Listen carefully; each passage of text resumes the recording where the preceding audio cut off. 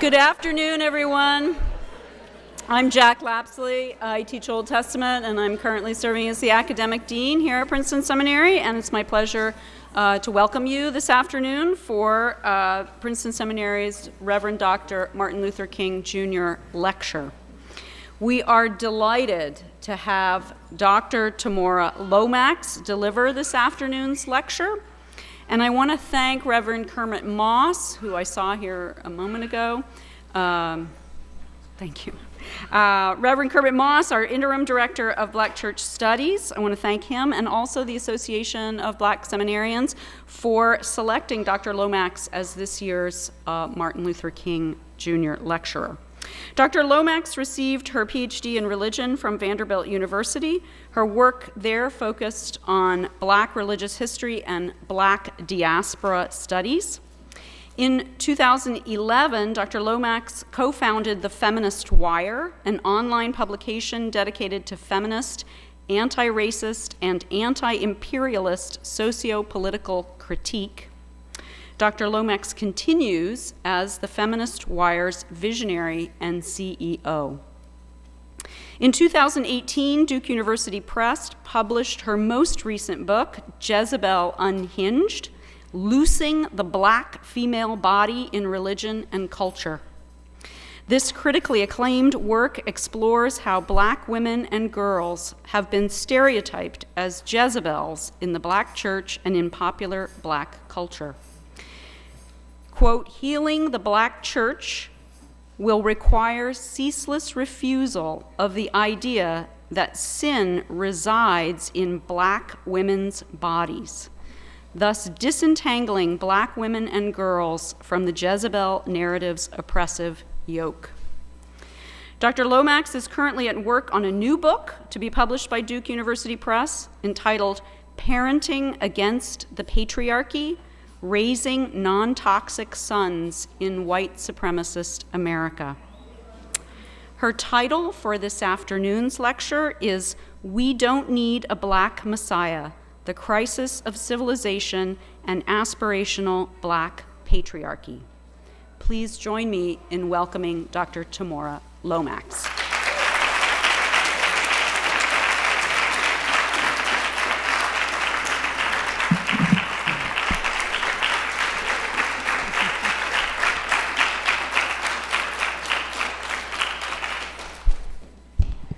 Well, that was a very long clap, one longer than I've experienced before. First and foremost, thank you so much to all of you for being here. Thank you for that wonderful introduction. Thank you for inviting me. Thank you to my bestest friend for being here, coming off of sabbatical. So I want to take some time tonight and labor through, and I'm going to tell you, I am laboring through this work. I've been working with this idea of the Black Messiah, and so I need you to travel some deep and murky waters with me. So yes, the title is We Don't Need a Black Messiah: The Crisis of Civilization and Aspirational Black Patriarchy. In my latest book, Parenting Against the Patriarchy: Raising Non-Toxic Sons in White Supremacist America, I began by pouring my heart out in an open letter to my teenage sons, Michael and Martin.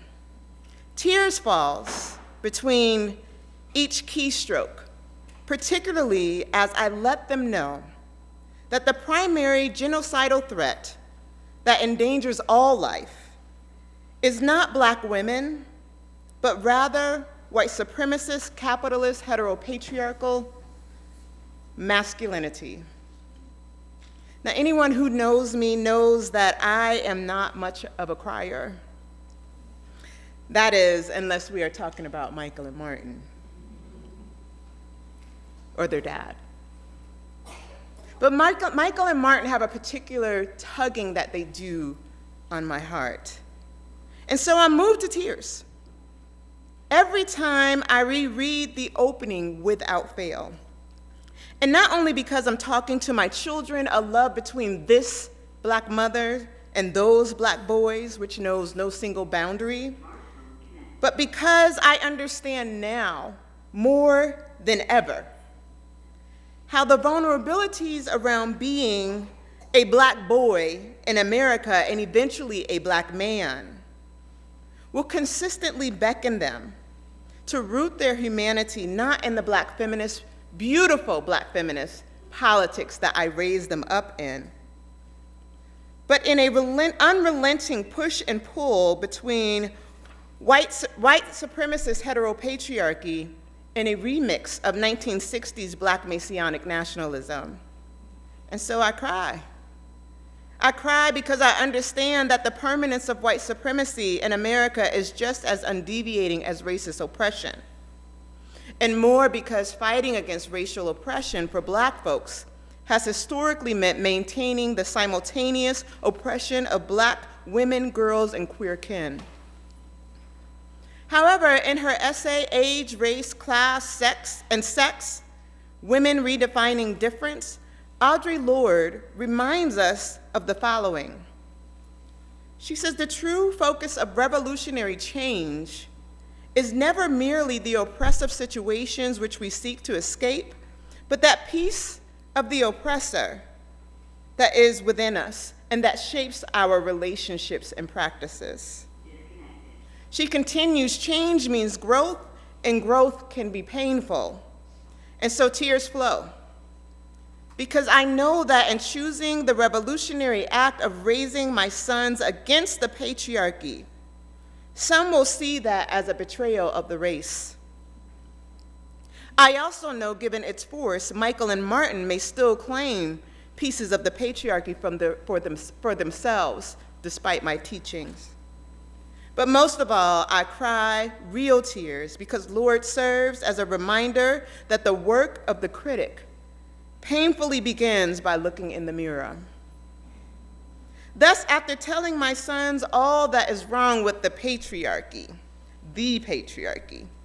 in my opening letter, I immediately turned to what is perhaps my most important and difficult chapter, tentatively titled, Leaving the Patriarchy.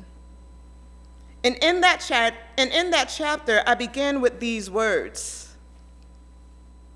I am a black feminist, and I am a recovering participant in the patriarchy.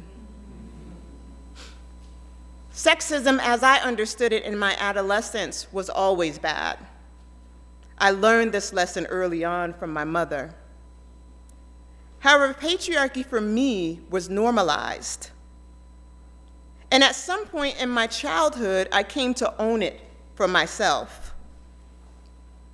Of course, I know now that patriarchy and sexism are twin powers. But for many of us, at least in our minds, at least in my mind, they were separate. For example, I remember believing that men were supposed to be leaders. They were supposed to head households, organizations, institutions, and movements. And black men in particular were to be at the forefront, not only by design, but to right the wrongs of history. Specifically, my thinking was this: as long as black men led while being nice, fair, and respectful to women and girls, all else in the black world would not only be all right, but it would be as it should be. I learned this lesson from my father. To be clear, my father is one of the greatest men I've ever known. He taught me to burst through glass ceilings, however, while also tutoring me on the lesson that real black men lead. One way to look at this is through the lens of patriarchy. However, another lens that we must take into account is the psychohistory that interpreted black men as primitive and emasculated and thus not real men. For it wasn't long ago that the men of Daddy's generation held handmade signs exclaiming, "I am a man," or that those before him were denied the right to establish patronymics, bloodlines, and entitlements. And so, truth be told, I love Daddy's leadership. In fact, I benefited greatly from it. His towering presence, offered meaning in the midst of chaos, and made me feel seen, human, and whole. My mother provided that too. But patriarchy makes it so us little girls only see that which our daddies do. But though my parents never explicitly enforced the patriarchy in our household, by the time I was a teenager, it was second nature to me. So in short, as a teenager, I was a race girl, not a feminist. And Martin Luther King and Malcolm X, next to Daddy, were my first loves. They were savior-like figures for the race and represented models of Black masculinity worth duplicating again and again and again and again. However, King, in particular, reminded me of my father. In fact, I grew up in a conservative Christian household that in many ways resembled that of King's. My father was a fiery Black Baptist preacher turned theologian, and my mother a beautiful homemaker. And like King and many others, I learned early, even if perhaps unintentionally so, to not only respect the voice, role, and call of Black men, but to worship them. And more, to aid and abet in the necessity of a Black Messiah. To be sure, Daddy was our Messiah at home. But King, he was the Messiah to the Black masses. When writing this lecture, I was reminded of the Black church fans. Anybody remember those Black church fans? It's very interesting. I was reminded of the Black church fans that meticulously placed throughout my grandmother's apartment in the projects of the Bronx, New York, when I was a little girl. You've likely seen them. Most of you have seen the ones that I'm going to talk about. They typically have, of course, funeral arrangements on the back. But on the front, they often have, particularly when I was growing up, white Jesus and Black King.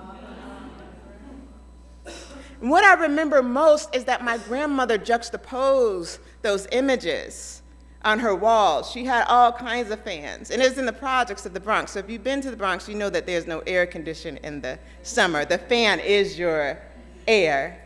And so we'd have those fans. They'd be on the wall, you could pull them down. They were everywhere, but always white Jesus, Black King.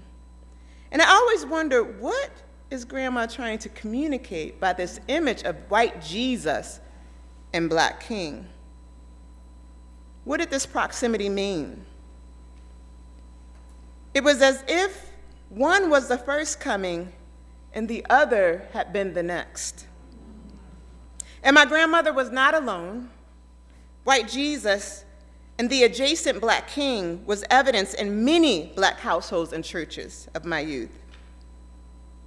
Ella Baker argued that King personified the Black Messianic leadership trope for the 1960s civil rights movement, thus informing multiple generations of Black religious and political leadership. Now, I should pause here because in talking about the Black Messiah recently, I realized that there was a bit of confusion. So I want to pause here and be very clear that when I talk about the Black Messiah, I am not talking about Jacqueline Grant's and James Cone's Black Jesus. What I'm referring to is the paragon for aspirational Black patriarchy, the one that Black feminists like Ella Baker, Michelle Wallace, Toni Cade Bambara, Bell Hooks, and many others warned us about in Black communities, social movements, and churches. And so I also want to be clear that when I talk about the Black Messiah, I am also not coming down or trashing Black men and boys. I am, however, offering an unapologetic critique of the concerted efforts to make a Blackened form of patriarchy. And not only a Blackened form of patriarchy, but to make it so that the Blackened form of patriarchy is our only option for survival, our only option for thriving, and our only option for seeing humanity. Or more specifically, what I'm critiquing is the concerted effort to make King's manhood in particular, and his Messianic leadership, the definitive and descriptive example for proper masculinity and leadership. But most of all, what I'm trying to say is that we don't need a black Messiah. What we need is a revolution of values. And such a revolution, I want to argue tonight, requires the specific task of demythologizing the symbols of civilization and patriarchy. First and foremost, so that they may no longer possess ontological prestige.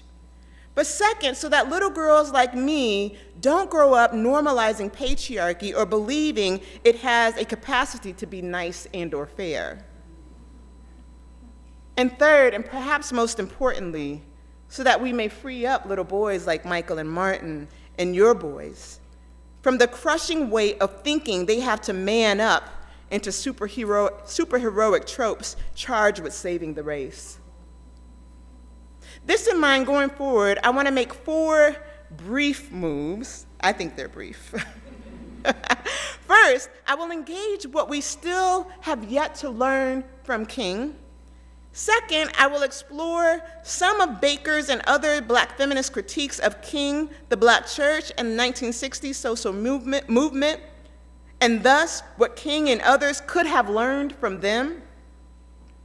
Third, I will turn to Charles Long, Horton Spillers, and Saidiya Hartman to explore the role of civilization and patriarchy in the making of the Black Messiah. And then finally, I will turn towards a question I've been wrestling with for months, and that is, what if Martin Luther King Jr. had listened to Ella Baker? In a speech delivered at the Riverside Church in 1967, Why am I opposed to the war in Vietnam? King argued for a revolution of values that would soon look uneasily on the glaring contrast of poverty and wealth with righteous indignation. Many black feminists have argued that King's turn towards a critique of capitalism highlighted his potential for one day adding a critique of sexism and patriarchy to his repertoire. Such a suggestion makes sense, particularly when thinking about the work that Dr. Carrie Day does in her book, Unfinished Business, Black Women, the Black Church, and the Struggle to Thrive in America, when she asserts the necessity of centering black poor women in discourses and movements engaged in critiques of economic alienation and injustice. Personally, I like to believe that King, had he lived long enough, he may have listened to women like Dr. Day, as well as his contemporary and, dare I say, his mentor, Ella Baker. Notwithstanding, the truth is, King, whose life was cut short by the bullet of an assassin, had in fact not made it there yet. Though his thinking had had a head start, his lived sex and gender politics were often far behind. But yet, it is the distance between King's head start and our present reality that still gives me a little bit of hope. Because King, even on his worst day, was in some ways, not all, but some ways, still leap years ahead of most of us. Take, for instance, his beloved community, where agape served as not only a methodology for enacting social change, but an ethics for Black radical liberation. And more, his ideas that Black folks are sacred somebodies with inherent dignity and worth, and that Black love is liberative and just. These are the radical ideas of Dr. King that we have not yet lived into. King maintained power at its best is love, implementing the demands of justice. And justice at its best is love, correcting everything that stands against love. What a lesson. Who would we be if we had taken up King's lessons? Who would King be if he had lived up to his lessons? Because simultaneously to teaching these wonderful, or envisioning these wonderful lessons, according to Baker and others, King's deep sense of community was flawed. For example, though King often said Harriet Tubman and Sojourner Truth were the forerunners of the civil rights movement and that women were just as smart as men? In an oral interview with Eugene Walker in 1974, Baker reminds us that he ultimately thought women's place was better served in domestic roles. She posited that though King and others drafted her to set up the initial Southern Christian leadership, also the SCLC office, given her previous experience with political activism, which began in Harlem in the 1930s, not only did they not give her an office space, they didn't see any significance in her role. Baker, who mentored the SCLC ministers on direct action, says the assumption was that she was there to carry out the orders from King and the other leaders, despite their lack of experience and understanding around movement needs. In fact, she posits that she was given no designation of authority, and there was no conscious effort to provide input from a woman. Baker asserts the SCLC's attitudes towards women was that they were nice to talk to about how well they cooked particularly, or how beautifully they looked, or how well they carried out one of the minister's programs. But they would not tolerate one who was independent and whose creative ideas upon which they had to rely. She refers to this as the Baptist hierarchy, noting how the SCLC was ultimately run like a black church, with King at the top, and then the other prominent ministers, depending on the size of their congregation, next. Mind you, she had 30 years of experience that she mentored them on. It's amazing. She said, in this model, women were to be secretaries, fashion plates, or useful in terms of male-female interest, not in terms of their knowledge. In her essay, Living Out Loud, Martin Luther King revisited a Black Power feminist pays homage to the King. Gwendolyn Simmons writes the following: "It is ironic that both the SCLC and the Student Nonviolent Coordinating Committee, also known as SNCC, owe their founding and early development to Miss Ella Baker, that brilliant trailblazer, strategist, and builder of local leaders, the Fundi, who was the midwife at SNCC's birth, who had also been the birth attendant at the founding of the SCLC and its first staff person.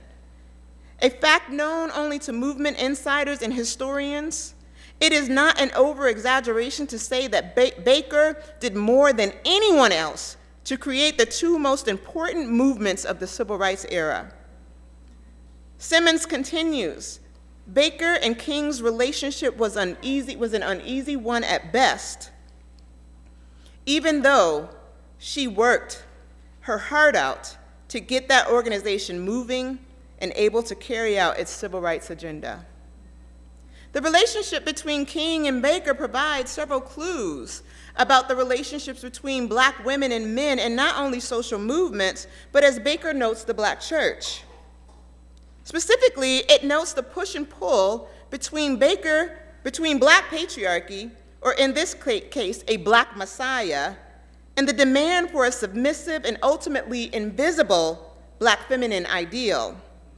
In her 1970 anthology, The Black Woman, Toni K. Bambara wrote the following: "When a few tough-minded, no-messing-around political sisters began pushing for the right to participate in policymaking, the right to help compose position papers for the emerging organization, the group leader would drop his voice into that mellow register specifically reserved for the incontinent and say something about the need to be feminine, quiet, and supportive, and blah, blah, blah." 9 years later, in her book, Black Macho and the Myth of the Superwoman, Michelle Wallace argues that the 1960s Black political movements propagated a vicious view of Black women as emasculating, aggressive, and unnaturally independent. These kinds of representations and beliefs enabled movement leaders and others to ignore Black feminist challenges to their political agendas and to suppress Black women's ideas and ambitions for political leadership, thus limiting the scope ultimately, and the success of the movement. Simultaneously, in an effort to avoid tropes of angry, domineering, and unfeminine womanhood, Black women were discouraged from demanding equal consideration for their social, political, and economic needs within Black political discourse and movements.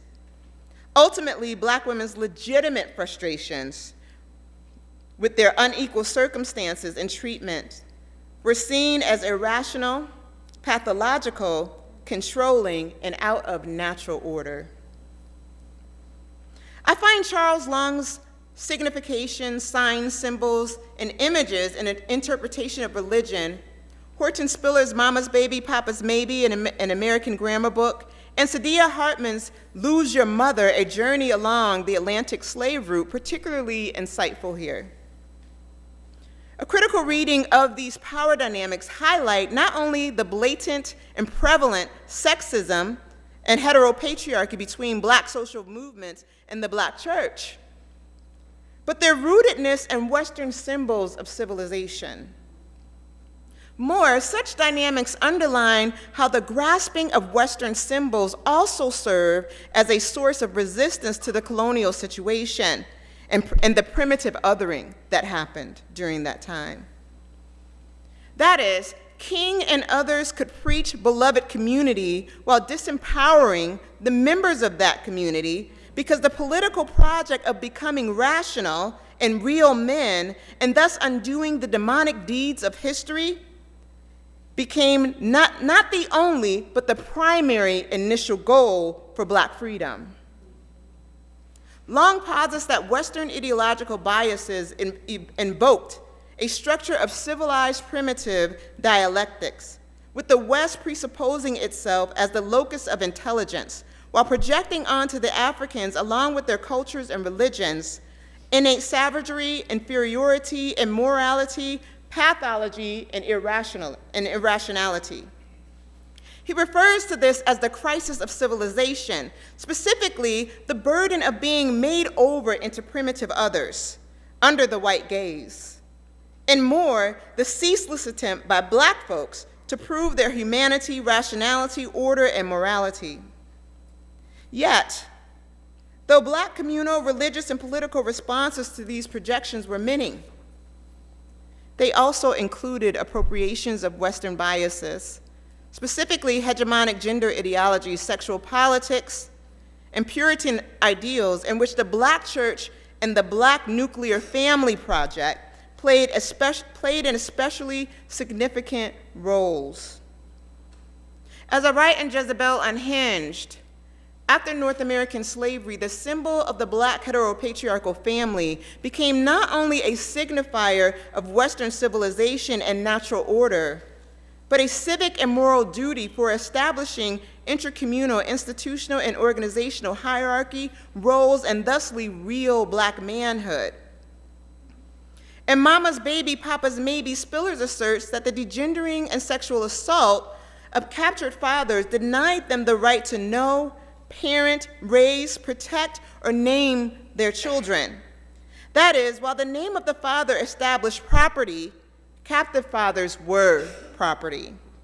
Spillers argues that masculinity constituted through the African father's banished name and body, and the captive father's mocking presence, hence Papa's Maybe, led to enslaved children and their heirs having a distinctive relationship to the patriarchal model on one hand, and a crisis of identity on the other. Concurrently, the patronymic, the familial line through the father's name, was ultimately an empty category for the enslaved. The heritage of the mother both claimed and denied personhood, hence Mama's Baby. The point here is not to establish a matriarchy or the significance of a matriarchy, as the enslaved mother could not claim her child. It is to note, as Spillers writes, the African American male has been touched by the mother, handed by her in ways that he cannot escape, and in ways that the white American male is allowed to temporize with a fatherly reprieve. That is, Black male identity was not only dependent on the recognition of the mother, but it was imprinted by her, and thus the feminine, and in ways he could not evade.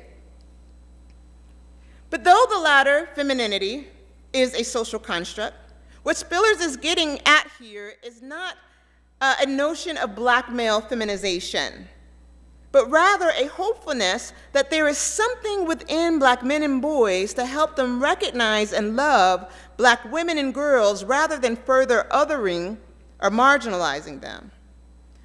But what I'd like to note, however, is how the absence of the patronymic, along with the inescapable presence of the mother's touch and the denial of personhood through the maternal line, are in fact foundational to not only certain performances of black masculinity, but to tensions and subordinations between genders and sexualities. This is particularly interesting to think about in terms of the work Hartman does in Lose Your Mother. If Spillers is right, it seems to me that the touch of the mother came to serve as a site of resentment. This may be particularly so as the touch conflicts with the patriarchal project, the latter of which is a primary lens through which black liberation efforts have been imagined. Thus, it should make sense why it has been a political priority to establish real manhood, however, while making other needs within the black collective body unimportant, irrational, or pathological. Hartman asserts the slave trade forced slaves to lose their mother, or more specifically, to lose their country, kinships, ancestors, identities, and history. Meaning, to lose your mother was to become an orphan and transaction in the market which established which persons would be expendable and which would not. Concomitantly, however, it was the market that determined that the stamp of commodity would haunt the maternal line. Thusly, in freedom, establishing gender roles, patriarchy, and patronymics became aspirational. In the matriarchate, mother-led homes was seen as deficient and for some delinquent. Robert E. Park, Patrick Moynihan, E. Franklin Frazier, and others dominated the literature on the black family and freedom, noting how it was weakened during slavery because of the absence of the black father. They argued that the family, the black family, when I say the, I mean that they had a very specific idea. It's the church family, right? Daddy up here, mama. They're not talking about all the ways that black people have made families, but the black family produced, when the father was not present, it produced weak males.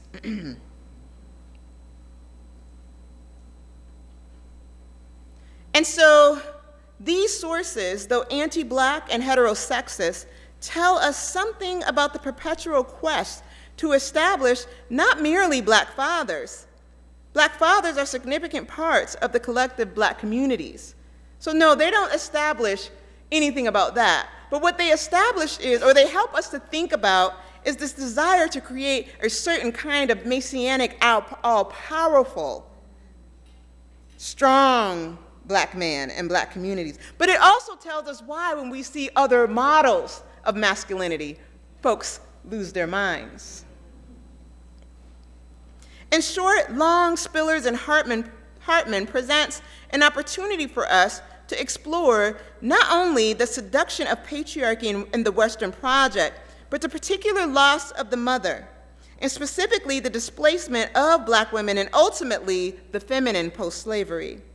Whereas the mother serves as a reminder of the colonial situation and its projections of irrationality, otherness, primitivity, weakness, and inferiority, accessing the patriarchal, and most of all, or ultimately, the messianic, suggests transcendence and moral order.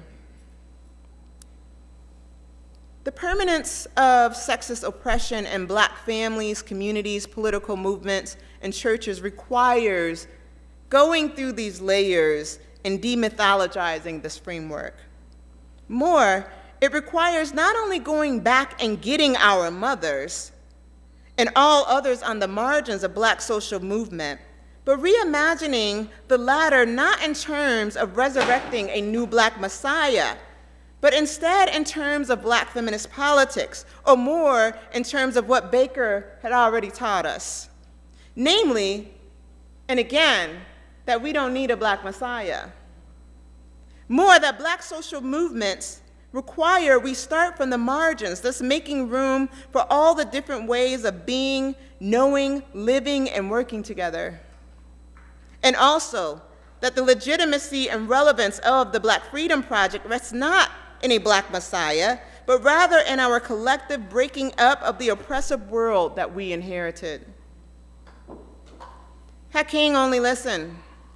Had King only listened to Ella Baker, he would have known this. He would have realized that strong movements don't need strong leaders, and that Baker's notion of power to the people was in fact in line with his radical vision of love, power, and justice when at their best. He would have also discerned that the Baptist hierarchy contradicted his beloved community, and also his personalism, and that the Black church's trappings and male-centric pastoral and social visions of leadership require immediate critique and deconstruction. Finally, he would have discovered that revolutionary change must begin within the painful work of ridding ourselves of the oppressor's tactics and relationships.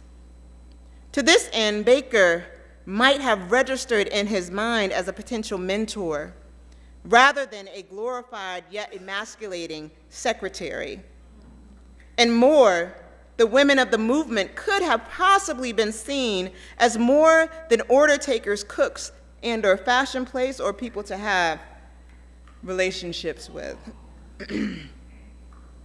Yet, even with all of that notwithstanding, there is still something for us to learn from King, but only if we read him through the Black feminist lens of Ella Baker. And not because we need to swap a king for a queen. I don't do those kinds of politics. But rather because Baker is the embodiment of the collective hand of the mother. But more because she is sacred recognition. She is King's beloved community. And most of all, she personifies a revolution of values. Thank you.